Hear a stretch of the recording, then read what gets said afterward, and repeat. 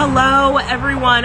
Good Saturday afternoon. This is Simone Jameson here, and I hope that you are having an incredible day today. But I'm coming on with a special opportunity to highlight a guest that is near and dear to my heart. She is a published children's author, young adult novel, and she is going to join us now.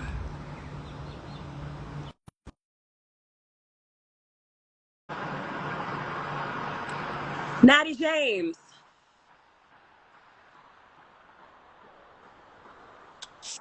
Hello. Oh, hello. Hey, Jess. Hello. Good to see you. Glad to have you on as my special guest today. So Hey. for those of you tuning in, this is Behind the Book. This is a special interview that I'm doing with young adult author and published children's book author, my younger sister as well, Miss Natty James. How Hey, are you today, Miss Natty James? girl. Hey. I'm Hi, doing thank you so well, very girl. much Thank for you being so much here. thank you for having me, and thank you for agreeing to do this interview with me. I really appreciate it. Yes, of course. So I know we had some technical difficulties on my end. Had to Oh, get that ironed out, but I oh feel like yeah. we're in a good place now to go ahead and get this done. So, Natty James, appreciate you being on today on this Saturday afternoon, and so I want to provide you an opportunity to take the floor to tell us about who Natty James is, how you arrived at that alias, that identification as an author. Take it away, Natty James. Yes, and thank you again for having me. It's such a pleasure to chat it up with you and our little sister to sister behind the book segment here. Appreciate you. And so if if you're tuning in, thank you so much for stopping by. Like Simone said, I'm Natty James, and that's my pseudonym. That's who I chose to go by as an author, because that's you know me personally. I am Natty James.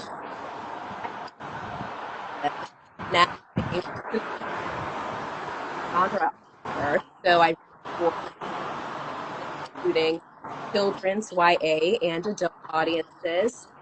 I started out mainly writing for YA and adult audiences, because that's kind of where my main interest lied when I started. But over the years, that changed because I realized how much I enjoy writing for children too, especially in this day and age where we see so many children picking up their phones versus books and them turning to technology for entertainment instead of pleasure reading.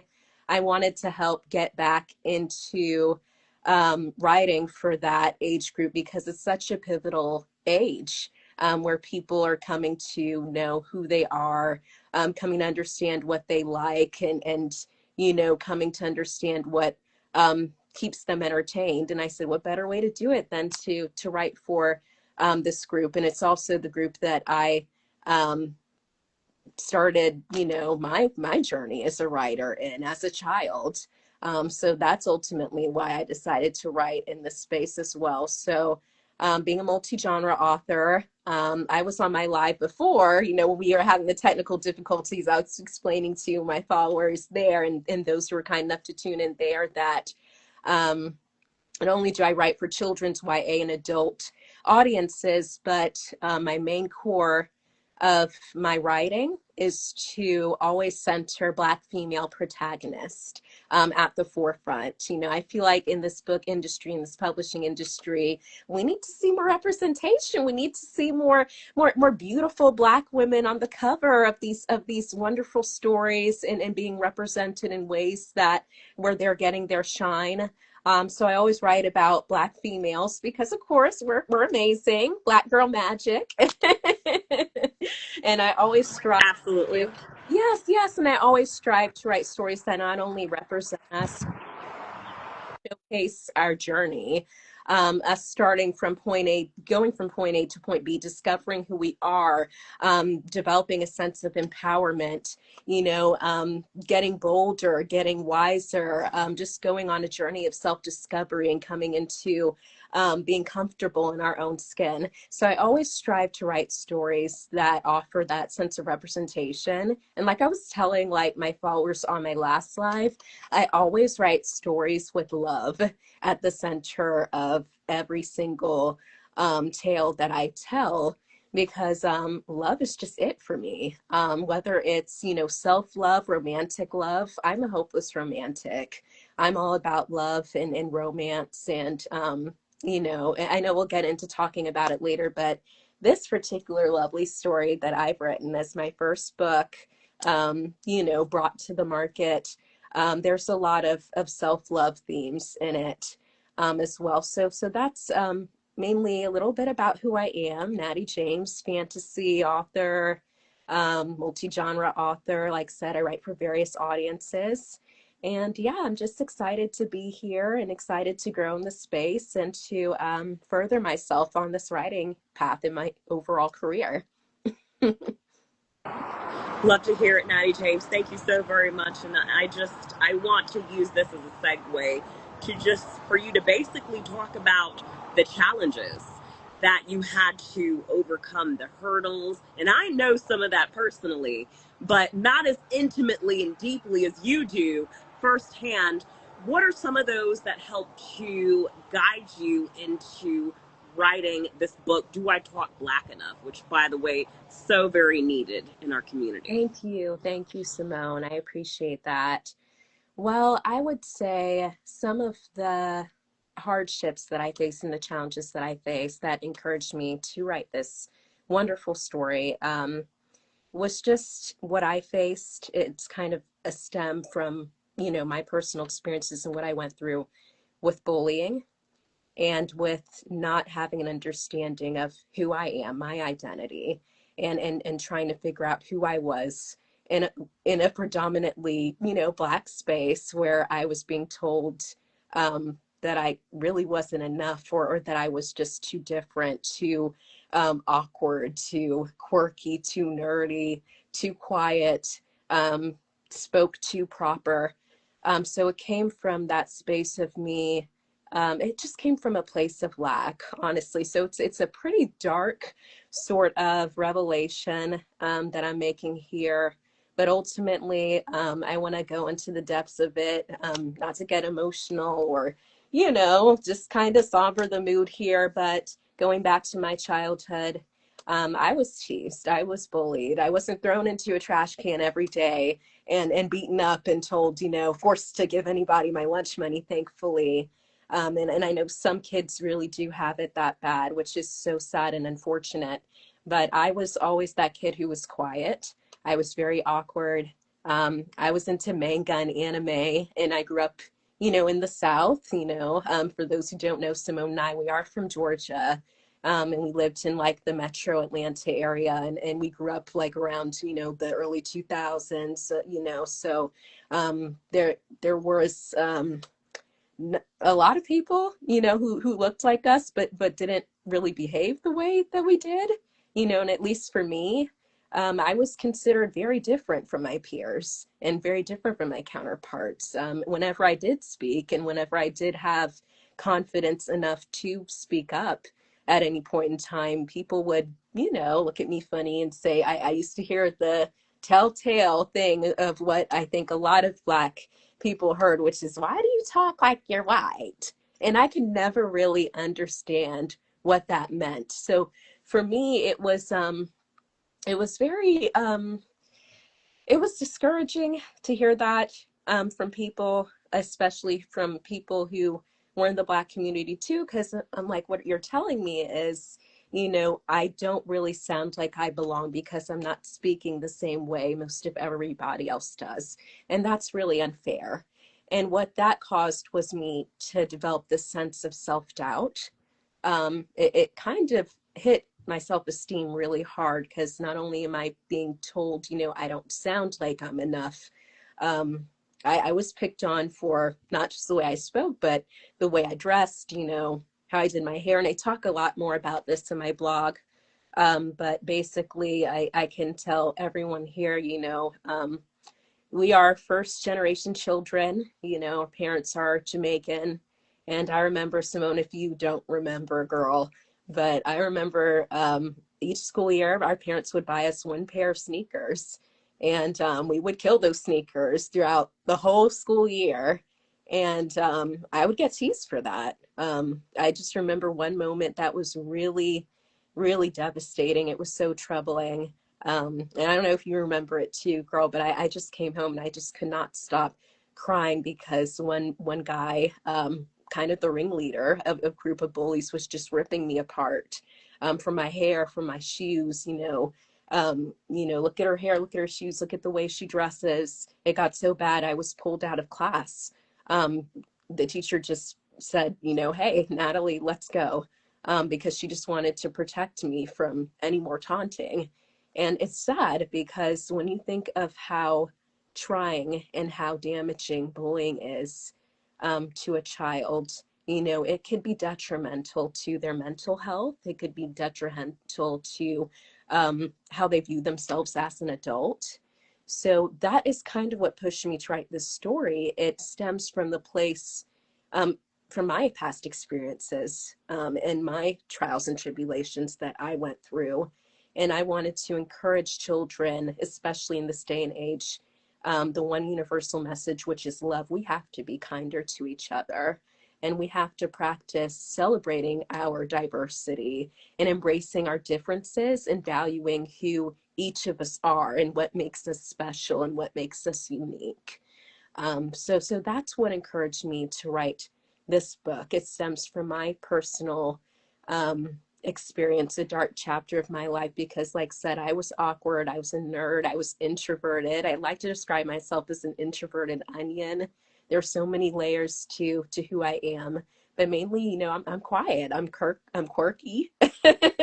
I'm a little different, so naturally I don't really behave, or I didn't behave the way so many other people did it at my school, especially in comparison to the ones who were cool, or who the ones were who actually did fit in.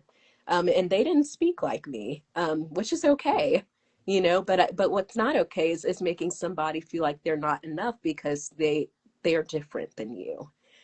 So that's ultimately why I wrote the story. It's a message, a love letter, to all the children who don't feel like they're enough, who feel like they're too much, who are questioning their worth, who are questioning their identity. Like, do I really belong here? Because somebody's telling me, that I'm not particularly Black enough. So that's why I wrote the story. It's just a message that speaks from the heart, and it's a message that I think deserves to be told, and is worthy of being heard by so many people. Absolutely, Natty James. And I agree, and I empathize and I sympathize because I myself was teased and was bullied, especially for not sounding Black enough or sounding too proper, Yeah. trying to sound like something other people thought I wasn't, Yeah. when this is who I am, and it was just a matter of not being accepted. And when you're in those spaces, when you're in middle school, like you described, Natty James, all you want to do is fit in. You want Yeah. some place to belong, to identify with. And when you feel like you're not getting that, that can really impact your self-esteem. So Exactly. thank you for highlighting this. Thank you for committing to the subject, for putting the word out about this. Now I want to segue into, what is Do I Talk Black Enough? Can you describe to us this book? Give us a summary for folks who aren't familiar. Tell us the main characters, inspiration. Just take it away. Yes, yes. Well, for those of you who are on with us, this lovely book is Do I Talk Black Enough? So here's the cover. Um, and not to drop a plug, but it is available at all major retailers. So if you want to check it out, you could go anywhere, that sells books, and you could find it there. But basically, Do I Talk Black Enough? I came up with this title not to stir controversy, not to ruffle anybody's feathers, because I know this is a touchy subject when you get into talking about, dialect and vernacular and the way you speak. But ultimately, I named it this, like mentioned, Simone, as a love letter to children, to kind of tackle this topic that I think needs to be addressed. For my friends, in my, my days now as an adult, because I had no friends growing up. But the friends I do have now, and I talk to them about, this book that I've written. They say, wow, girl, that's funny because, I was teased for sounding, white, or, I was teased for not sounding the way that everybody else speaks, that we naturally kind of, define as what Black is. And the truth is, Simone, what is Black enough? How do you really define how Black somebody is? The truth is, you really can't. There is really no distinct definition for what Blackness really is, because there's just so many facets to who we are. Being Black is it's just it's a multidimensional experience, and it transcends so much, you know, so much greatness, there's so much magnitude behind who we are as Black people. We are scientists and inventors. We are poets and writers. We are entrepreneurs and creators. We're everything. We're the head and not the tail. We're kings and queens. Sorry, apologies. That's my cat in the background. But yeah, there's so much to who we are. And, for us to be limited into one particular box, which certain people have defined as, oh, this is Black. I mean, it's a little unfair, because I mean, there's really no glass ceiling as to, our greatness, as to our magic, as to the magnitude of our worth, and what we represent and what we stand for. There's so much versatility to our range. So that's why I wanted to come up with this story. And, I listed the title as such because I'm like, what is really talking Black enough? And in this story, it's centered on this girl. This is Louisa, little Louisa Harris. And basically she, I have to admit, and I'll admit it here alone, but she is a lot like me. I based a piece of her character a lot on my own personal experience, and a lot on myself too, because she starts out and she's no older than, 8 or 9, and she has the strongest desire to fit in, to be accepted, and to belong. And basically, with that, she's navigating, school, and, trying to make friends. So she's a bit of a, awkward introvert. She's a great student, does her homework, gets good grades. But that's the one area she finds that she kind of falls short of, is being accepted in school. And kind of like me on my personal journey, being teased, Louisa unfortunately is bullied. So she faces people, or one girl in particular, that constantly picks on her, and makes her feel like she isn't enough, questions the way she sounds, like, are you really Black? Like, why are you speaking, like the way that you're speaking, so proper, like you're better than us, and it really hits home.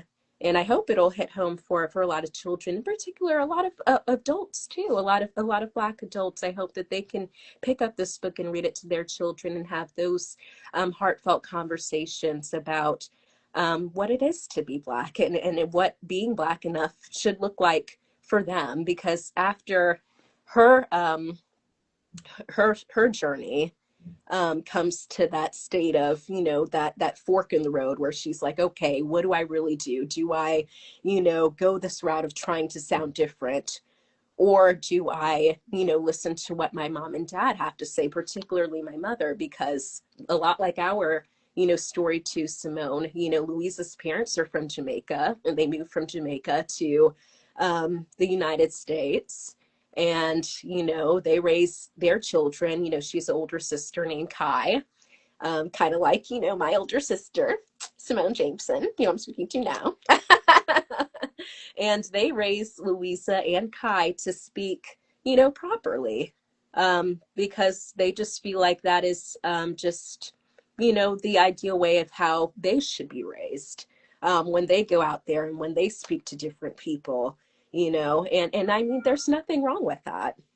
But ultimately, Louisa, when she's at a crossroads, she wants to fit in. She gets impressed by one particular moment. She goes to school, and then there's another horrific moment that occurs. And if you check out the book, you'll see what I'm talking about. That just causes her world to just crash. And as a pick me up, she has a magical conversation with her mother. And her mother walks her through what it is to be Black, what it is to speak like a Black person, or what is not sounding Black, what that looks like, what does sounding Black look like. So she walks her through all aspects of that conversation, just helps her to realize the diversity of the power of, the voice, the power of speech, how beautiful it is to have people speak in different vernaculars, different tongues, different dialects, and how that diversity contributes to the beauty of our world. So that ultimately is what the story is about. It's a wonderful, powerful message delivered in the form of 44 pages that I worked very hard to write. It took me close to a year to write this book. Between working on other projects, looking for a job, because I dealt with, navigating job loss too. So there was a lot going on. But one thing I wanted to be sure of was that I dedicated my time to introducing a story like this to the market, because I don't think there's a story like this out here as far as children's books go. And I know there's like a never-ending sea of children's books, but yeah, that's why I strive, like said, to write things that are unique and topics that have yet to be addressed, and themes that have yet to be done. And this was one of them. And I figured, what greater way, if not later than now, to start introducing this to the world that we live in today, with all the craziness, the evil, the chaos, the wars, this person not liking that person, all sorts of hatred, division, whatever else. This is a powerful book that will open up doors to those conversations that I think parents should have with their kids, to love each other, be kinder to each other, and learn how to celebrate each other's differences. Love that, Natty James. And I love the point that you made of, we as people have done so much. And the thing about it is, it's not fair to put any one person in a box. Like, if you're Black, you should know Ebonics. Like, you should wear J's. You should wear your hair in locks. You are not defined in a box. Yeah. Like you said, we are inventors, we're athletes, we're musicians, Yeah. we are public speakers, we're interviewers, journalists. Exactly. So there are so many different identities that we can have, and we're entitled to that. Yeah. We're entitled to be whoever we desire to be, we feel called to be. Yeah. And so I appreciate you highlighting that, Natty James. And so I wanted to get your feel and get more information from you about what inspired you to write this book. Any other influences that you have drawn from in this passion project then, and putting this out to the world? Oh, let's see. I would say I've had a lot of inspirations. A couple that hit close to the heart. Number one, my family, i.e. Simone Jameson. Do you know who she is? My lovely big sister, don't know if you met her or not, but I mean, she was one of the inspirations. So yeah, I would say you, Simone, and the way you speak, being the professional communicator that you are, and being the amazing journalist that you are, and just the, the talent of your caliber, the magnitude of, your grace and how you carry yourself, and the way you talk as well.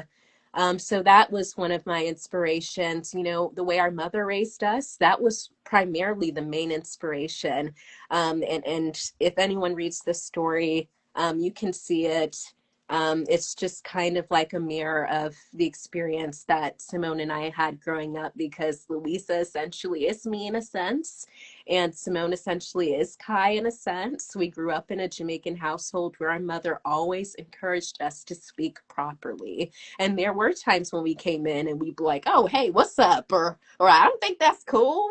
Like we would have like our little moments, and our mother would check us. She would be like, what? What Yeah, you she'd be like, no.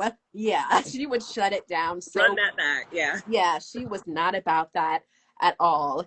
And I mean, and that goes to show, every household is different, and I think, there is no right or wrong way to sound Black. Um, and that ultimately, but my journey and the experience that I had encouraged me to write the stories, like said. So mainly my mother, the way she raised us, bigger influences like, my sister, and a lot of people around me at the time, who kind of bullied me, made me feel like I wasn't enough. And it's hard because when you're dealing with being teased at that age, and I wanted to, get into bullying because that was one of the main inspirations for what encouraged me to write this book. Because I know some people say, oh, everybody deals with bullying. I saw one comment online recently where something had happened, and naturally, I'm like everybody else. I rush to the comments to see what people are saying because I'm curious. And I see one person say, well, we were all bullied and all kids deal with that. And we turned out all right. And I'm thinking, who is we? Like, I know I didn't turn out well. No, I'm just kidding. Like, speak for yourself. Speak But for yeah, yourself. that really isn't, I think, the approach or the mentality we should have when it comes to bullying. Yes, we understand kids can be mean, but the fact is, you never know what someone is going through, and you never know how bullying will affect one particular individual, one particular child, other than another. A child might grow up and shake it off, or let it go and say, whatever, they were mean, I'm doing so much better, that was nothing. And another child might not. They might say, wow, I was really going through a period where I didn't know myself, and these kids telling me that I was this or I was that or I wasn't this, I wasn't that didn't help me on my journey. It just made things worse for me. And now I'm going through this period where I'm having this crisis where I don't understand who I am. I'm having issues with my identity. So that inspired me too. My experiences, because that helped me shape the story, and that helped me realize how much this message deserves to be told. I want to encourage people to lead with love, and that's ultimately why I developed this concept, why I came up with this idea. And my fiance, he encouraged me to. He said, what better time other than now to introduce this to the market, because there's yet to be a story out here like this. So that ultimately inspired me to create this story. Like I said, it comes from, a place of, kind of like a little dark chapter where I went through those things, where I was ostracized. I didn't have any friends, and I'd always be that one kid at home when Simone and our younger brother, because we have a younger brother, Chris, when they were out of the house away at their friends, I would just turn to writing. And that would be my escape, and just storytelling. And that became my greatest passion. So those were some of my inspirations for writing this too, for just going through those points of my life that were so crucial in me coming to understand, okay, I think, I want to help children celebrate their differences rather than see them, chastise each other because, they feel like, oh, well, this is what we deem as cool, and that's not cool. So we're going to make this person feel like they don't belong. I want to help eliminate that. Because I mean, we need to live in a world, I mean, in the kids, you know, are ultimately our next generation. They deserve, you know, to live in a world where they can coexist with each other in harmony and look at each other and say, you know, hey, you might not sound like me, you know, but that doesn't make you any less than. So those were my inspirations. My journey. Love it, Natty James. Very nicely done. And so I want to thank everyone who is on the live right now. We appreciate your interest and your love and your support as we hand it back over now to Natty James. So, how can we support this project? Where can we buy this book? How can we help you increase your visibility and worth?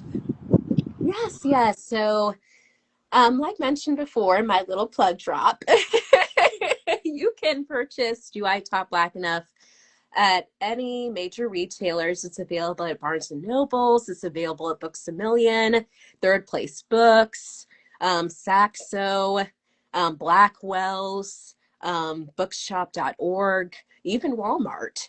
You could find it online at Walmart and order it from there. It's no more than $28 to $38 for the hardback, and then I'm working on getting the paperback and ebook editions out too. So there are more affordable options that are available to those who are like, 28 doesn't work for me. So there'll be a little something for everybody in terms of what their ideal price range is. But if you want to keep up with me or my author journey, you can subscribe to my website, you know, check out my website, subscribe to my blogs or subscribe to the website on a whole. My website is nattyjamesauthor.com. And you can follow me on Instagram and TikTok. I am NJ the Writer, Natty James, or Natalie Jameson the Writer. So NJ the Writer. NJ the Writer on Instagram and TikTok, and I am simply Natty James on Facebook. So you can follow up with me and keep up with everything I'm doing on those platforms. Love to hear it, Natty James. Is there anything else that you wanted to highlight or touch on, felt we should know about the book or about you and your author journey in particular that you wanted to highlight in this interview for us? Well, I would say that, like I said, the book comes from a really heartfelt place where I am striving to give a little piece of love back to the world, as part of what I feel is God's calling for my life with each story that I write. I aim to entertain, aim to inspire, I aim to empower, I aim to encourage, and I aim to motivate and educate. I hope that this book will resonate with you if you choose to check it out in a powerful way. I feel like it's a timeless message, and some may say, oh, that's really not big a deal. You know, kids make fun of the way each other talk all the time, whatever. You know, it's a nice read. And I feel like it's one that really needs to be addressed in conversation. Because, like I said, I would like to encourage children and encourage parents, because it starts really from the home, to teach their children to learn with love and embrace each other's differences. So that's what I'm striving for with this book that I wrote. I don't know if I'll be writing any more children's books, but if I do, it might be another edition or another sequel, rather, or second book that follows up on Louisa's journey, and it'll be in like the Am I Enough series. So you heard it here first. If I do continue with writing children's books, I would introduce an Am I Enough series that follows Louisa throughout the changes that she's going through as she's growing up on her journey, and what other, setbacks she faces, especially in, our community. But yeah, there's that. And then, of course, I'm working on a YA novel. It's a romantasy. So it's something very different than a children's book. It's a romantasy adventure, which is ultimately one of the very first projects that I started working on when I was around 11 to 13. And it's something that is just near and dear to my heart. So it's called A Tale of the Cursed Prince Genie. I should be working to get it published sometime by the end of this year or next. I think I will go a different route with my publishing method. I originally chose a hybrid method, or more of like a method where I worked with a company, a production company directly, and they walked me through every aspect of the process, which was amazing and which was awesome. But being, you know, the multi-genre author that I am, I want to always explore other options too when it comes to my publishing journey. So with Adruhi, I might enter the traditional publishing market. So that's something that you might be seeing come to light shortly. And then in the future, an adult romance. You know, and I know I told Simone about this. It's still under wraps, so I'm still working on it. But it's something that I think a lot of people will love because it will be in the mystery genre too. So with me being a multi-genre author, like I said, I love to blend genres a lot. And I know that a lot of people enjoy reading stuff like that too. And it's just my absolute pleasure to bring stories like that to life. So, so a lot of projects on the horizon. Definitely more so for YA and adult audiences, but I always want to remain um, on the children's, you know, in the children's genre too, as far as writing goes. So you may or may not see another children's book, but if this is my sole one, uh, please, you know, feel free to get your first copy, knowing that, hey, Natty James, you know, her first children's book, her first project, I got that. She is around the world. And again, thank you, all of you, for tuning in.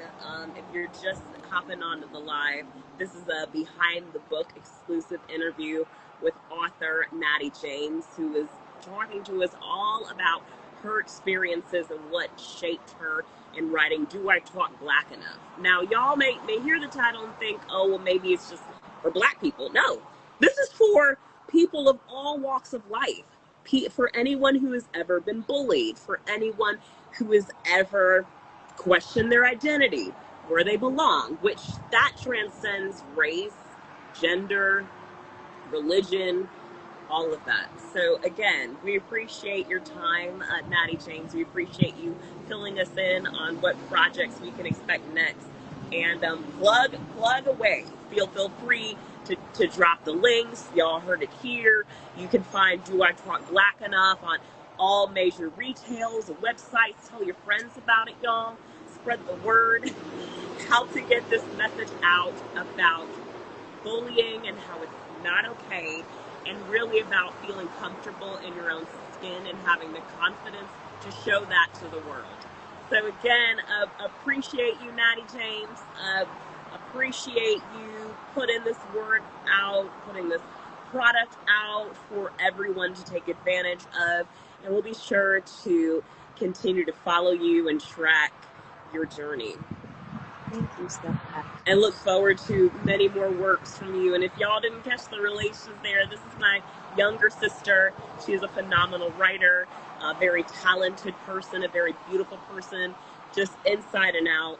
And you will see that captured in Do I Talk Black Enough and other works from Natty James. So again, appreciate all of y'all hopping on, being with us here today. And a special thanks to Natty James, my younger sister, who is going to go on to do phenomenal, even bigger and better things out in the world. So enjoy the rest of your Saturday. Y'all, thank you for hanging with us for this part of your day.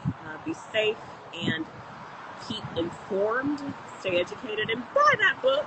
Do I Talk Black Enough? Support the project. And we appreciate all of you again. Thank you. All right, signing off. For now, this has been an exclusive interview with Natty James, author of Do I Talk Black Enough? This is a behind the book interview. All right, catch you next time. All right. Bye.